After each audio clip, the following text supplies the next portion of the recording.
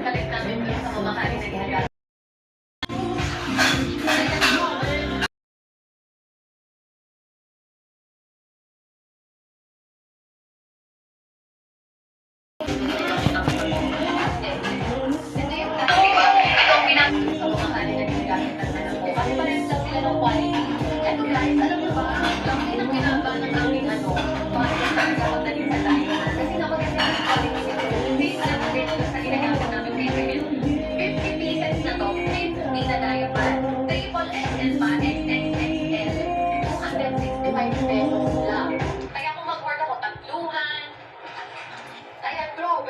Sobrang laki ng natipid ko simula na nag-switch kami dito kasi parehas lang naman, di ba?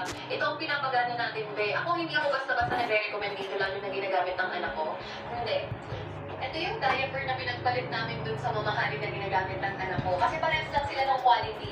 Ito guys, alam niyo ba, ang laki ng binaba ng aming budget talaga. Wait, nagpupurahin ako na! Same lang din dun sa ginagamit ng aking. 50 pieces na to,